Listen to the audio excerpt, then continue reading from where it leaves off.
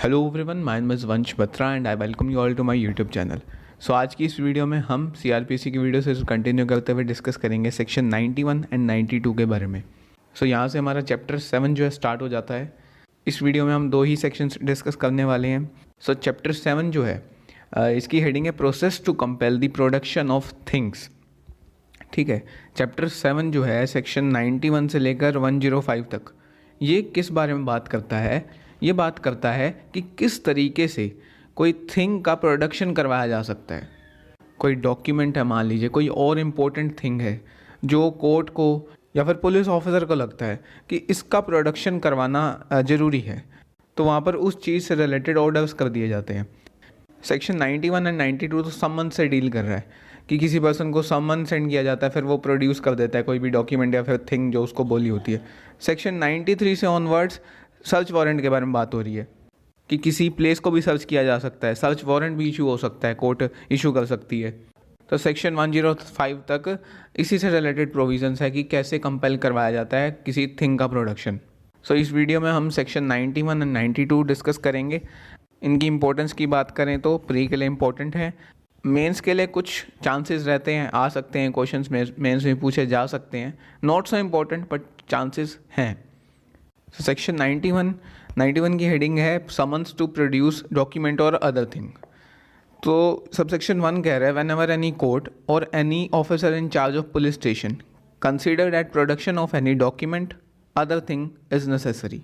तो जब भी कोर्ट को या फिर किसी पुलिस ऑफिसर को जो कि पुलिस स्टेशन के चार्ज में है उसको लगता है, मतलब कि या फिर कोर्ट को लगता है, फिर एसएचओ को लगता है कि किसी डॉक्यूमेंट का या फिर किसी और चीज़ का प्रोडक्शन करवाना नेसेसरी है या फिर डिज़ायरेबल है, ठीक है ना, कोई ऐसी चीज़ है जिसका प्रोडक्शन करवाना ज़रूरी है। किस पर्पज़ के लिए? For the purpose of any investigation, inquiry, trial और अदर प्रोसीडिंग। किसी इन्वेस्टिगेशन के लिए, इंक्वायरी के लिए, ट्रायल के या फिर किसी और प्रोसीडिंग के लिए जो कि इस कोड में होती है, उस डॉक्यूमेंट या फिर कोई और भी चीज़ है उसका प्रोडक्शन, उसका प्रोड्यूस होना यहाँ पर ज़रूरी है। तो वहाँ पर क्या होगा? सच कोर्ट में इशू ए समन और सच ऑफिसर ए रिटर्न ऑर्डर। तो वहाँ पर वो जो कोर्ट है वो इशू कर सकती है समन्स, एंड वो जो ऑफिसर है, जो एसएचओ है, वो यहाँ पर रिटर्न ऑर्डर इशू कर सकता है। ठीक है ना, कोर्ट समन्स इशू करेगी एंड जो ऑफिसर है, जो एसएचओ है, वो रिटर्न ऑर्डर इशू करेगा। किस पर्सन को समन इशू किया जाएगा या फिर ऑर्डर किया जाएगा? जिसके पोजेशन या फिर पावर में ये लगता है कि वो जो डॉक्यूमेंट या फिर वो जो थिंग है वो उसके पोजेशन या फिर पावर में है। उस पर्सन को यहाँ पर कोर्ट होगी तो समन इशू कर देगी, या फिर वो ऑफिसर होगा तो उसको रिटर्न ऑर्डर इशू कर देगा, requiring him to attend and produce it. And उस समन या फिर ऑर्डर में एक आ जा सकता है उस पर्सन को कि अटेंड करो एंड प्रोड्यूस करो वो थिंग को, और टू प्रोड्यूस इट, या फिर खाली प्रोड्यूस करो at the time and place stated in the summon or order. जो भी टाइम या फिर जो भी प्लेस लिखा हुआ है उस टाइम या फिर प्लेस पर उस पर्सन को जो डॉक्यूमेंट या फिर अदर थिंग है वो प्रोड्यूस करनी होगी। ठीक है, दो चीज़ें हैं, उसको दो चीज़ों के लिए ऑर्डर किया जा सकता है। या तो उसको कहा जा सकता है कि अटेंड करो साथ में प्रोड्यूस करो, मतलब उसको फिजिकली अटेंड होकर वो प्रोड्यूस करनी होगी थिंग। या फिर उसको ये भी ऑर्डर किया जा सकता है कि खाली प्रोड्यूस करो, उसको अटेंड होने की, फिजिकली प्रेजेंट होने की यहाँ पर ज़रूरत नहीं है, वो किसी के भी हाथ फिर वो प्रोड्यूस करवा सकता है, वहाँ पर भेज सकता है कोर्ट या फिर उस एसएचओ के सामने।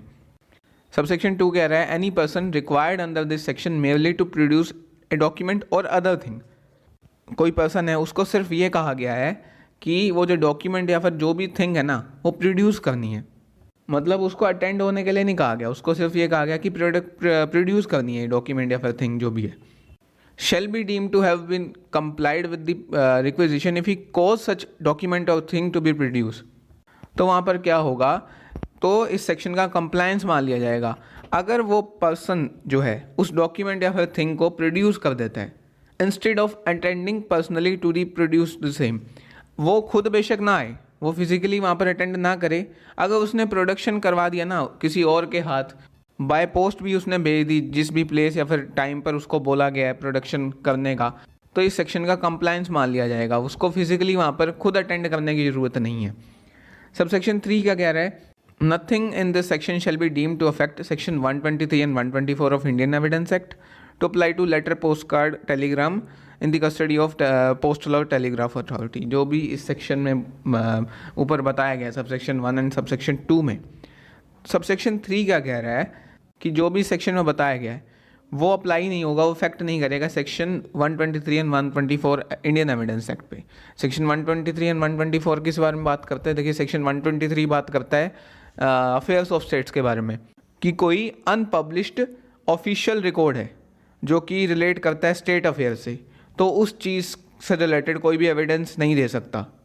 बेसिकली जो कॉन्फिडेंशियल थिंग्स होती हैं उस बारे में ये सेक्शन 123 एंड 124 बात कर रहा है। सेक्शन 124 बात कर रहा है कि जो पब्लिक ऑफिसर है उसको कंपेल नहीं कर सकते कोई कम्युनिकेशन डिस्क्लोज करने के लिए जो कि उसको ऑफिशियल कॉन्फिडेंस में की गई है। तो यहाँ पर ये जो सेक्शन है, ये सेक्शन 123 एंड 124 को इफेक्ट नहीं करने वाला है एविडेंस एक्ट के। जो अनपब्लिश्ड ऑफिशियल रिकॉर्ड है वो यहाँ पर प्रोड्यूस करने की ज़रूरत नहीं है। सेक्शन 91 में अगर प्रोड्यूस करने को कह दिया कोर्ट या फिर किसी ऑफिसर ने, यूं ही जो पब्लिक ऑफिसर है वो कंपेल नहीं है यहाँ पर डिस्क्लोज करने के लिए कम्युनिकेशन। एंड बी क्लोज कह रहा है जो भी चीज़ें हैं यहाँ पर पोस्टल और टेलीग्राफ अथॉरिटी की कस्टडी में, उनसे रिलेटेड भी यहाँ पर समन्स इशू नहीं हो सकता है, फिर ऑर्डर यहाँ पर वो जो ऑफिसर है वो नहीं कर सकता। ये जो पोस्टल और टेलीग्राफ अथॉरिटी के जो पोजीशन में जो थिंग्स होती हैं, इनकी कस्टडी में जो थिंग्स होती हैं, वो सेक्शन 92 में उससे डील किया गया है, वो हम देखते हैं। पहले हम इम्पोर्टेंट पॉइंट्स इससे रिलेटेड डिस्कस कर लेते हैं। सेक्शन 91 से कुछ एक स्कोप के बारे में पता चल जाएगा कि क्या कुछ स्कोप है सेक्शन 91 का, ये देख लेते हैं। देखिए, फर्स्ट पॉइंट क्या है कि जो समन या फिर ऑर्डर है ना इस सेक्शन में, वो इशू नहीं हो सकते एक्यूज्ड पर्सन को। मतलब किसी एक्यूज पर्सन को कंपेल नहीं किया जा सकता कोई थिंग या फिर डॉक्यूमेंट प्रोड्यूस करने के लिए। मतलब अगर इस सेक्शन को इतना वाइडली अगर हम इंटरप्रेट करेंगे, इतना वाइड इसका स्कोप कर देंगे, तो बिल्कुल यहाँ पर ये है कि ये वायलेशन हो जाएगा आर्टिकल 20 सब आर्टिकल 3 का, जो कि बात करता है protection against compulsion of self incrimination के बारे में, कि किसी पर्सन को कंपेल नहीं किया जा सकता खुद के अगेंस्ट ही एविडेंस देने के लिए। सो यहाँ पर वो जो समन या फिर ऑर्डर है ना, एक्यूज्ड को इशू नहीं हो सकता।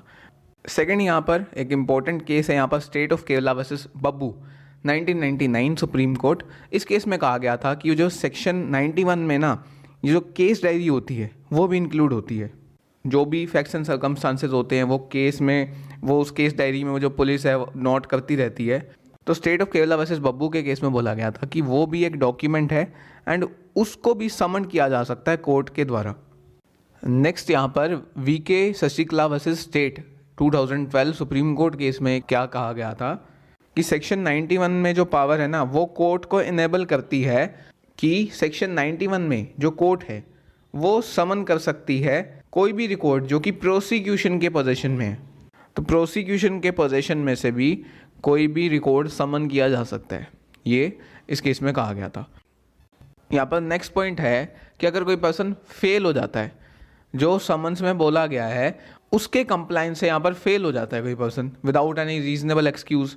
मतलब किसी पर्सन को समन किया गया कि इस डेट पर इस प्लेस पर डॉक्यूमेंट प्रोड्यूस करनी है, वो नहीं कर रहा एंड कोई रीजनेबल एक्सक्यूज़ भी वहाँ पर ऑफर नहीं कर रहा वो, तो section 349 of the code, section 349 of CRPC में उससे रिलेटेड पनिशमेंट बताई गई है।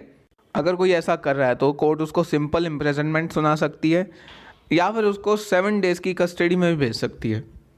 ये सेक्शन 349 CRPC में लिखा गया है एंड साथ के साथ IPC में भी उसके लिए पनिशमेंट प्रिस्क्राइब की गई है।